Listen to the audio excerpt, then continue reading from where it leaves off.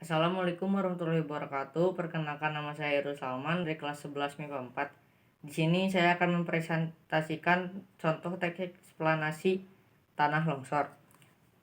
Pernyataan tanah longsor yaitu tanah longsor menjadi satu di antara bencana alam yang sering terjadi di Indonesia.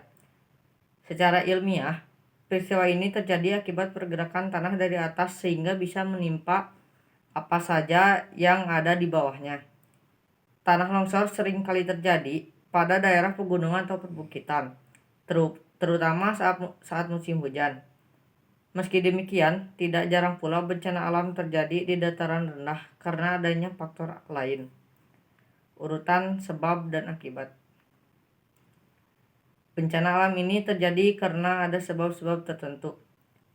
Curah hujan tinggi dan terjadi dalam waktu yang relatif lama bisa menjadi penyebab utama terjadinya tanah longsor. Ketika musim kemarau, tanah akan menjadi sangat kering hingga muncul retakan atau pori-pori di tanah. Ketika menginjak musim hujan, retakan tersebut akan mudah terisi oleh air sampai pada titik jenuhnya.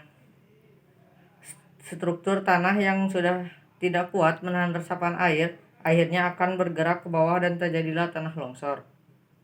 Meski terlihat sama saja, tanah memiliki struktur yang berbeda.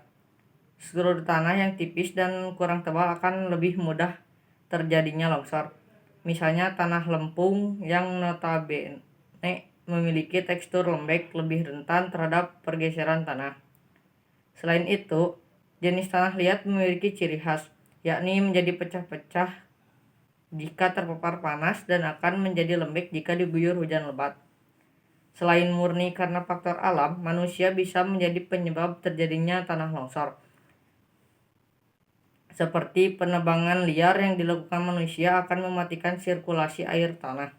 Air tanah seharusnya diserap oleh tumbuhan akan pori-pori tanah dan menyebabkan strukturnya tidak stabil.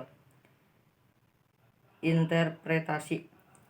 Kesimpulannya, ada banyak faktor yang menyebabkan terjadinya bencana alam tanah longsor, baik faktor alam dan faktor manusia. Sama-sama memberikan dampak yang besar pada bencana ini.